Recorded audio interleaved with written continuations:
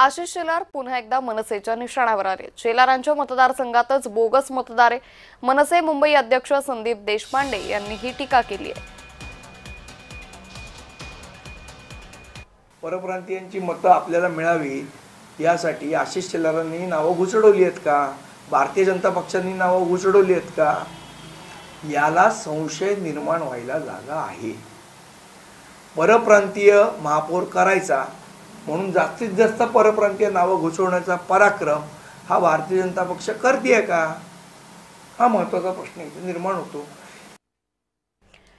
त्यामुळे ही बोगस मतदारांची नावं बळजबरी घुसवण्याचा प्रयत्न भारतीय जनता पक्ष करतोय का असा प्रश्न यावेळी मनसे नेते संदीप देशपांडे यांनी उपस्थित केलाय। त्यामुळे बोगस मतदारांच्या मुद्द्यावर सातत्यानं मनसे असेल, महाविकास आघाडी असेल या महत्त्वाच्या नेत्यांकडून या बोगस मतदाराच्या प्रश्नावर मुद्दा उचलला गेला, आवाज उठवला गेला आणि यातच आता मंत्री आशिष शेलार आणि मनसेमधील वाद हा सर्वश्रुत आहे आणि यातच आता आशिष शेलारांवरती मनसे नेते संदीप देशपांडे यांनी टीकास्त्र डागले। शेलारांच्या मतदारसंघातच बोगस मतदार असल्याचं मनसे नेते संदीप देशपांडे यांनी म्हटलेले। आशिष शेलार पुन्हा एकदा मनसेच्या निशाणावर आले।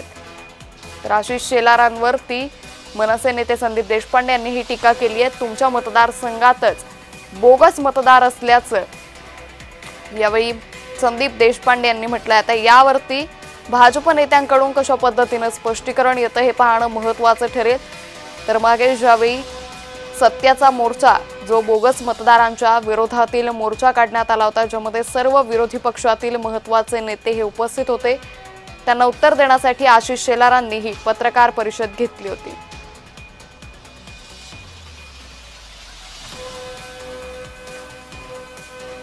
तर यावरती भाजप प्रवक्ते नवनाथ बन यांनी नेमकी काय प्रतिक्रिया दिली आहे पाहूया। भाजप नेते आशिषजी शेलार यांच्या मतदारसंघामध्ये दुबार नावं आहेत, त्यांच्या घराच्या बाजूला दुबार नावं आहेत म्हणून आशिषजींना दोष देण्याचा प्रयत्न संदीपजी देशपांडे करतायत। याऐवजी देशपांडे यांनी वरळी मतदारसंघामध्ये थोडं लक्ष दिलं असतं तर त्यांचा जास्त उपयोग झाला असता। खरं तर जाणीवपूर्वक महाविकास आघाडी आणि महाराष्ट्र नवनिर्माण सेनेच्या वतीनं हिंदू दुबार मतदारावरच आक्षेप घेतला जातोय। तुम्ही कुठेही मुस्लिम दुबार मतदार किंवा अल्पसंख्याक दुबार मतदारांवर आक्षेप घेत नाही, हा आमचा मुद्दा आहे।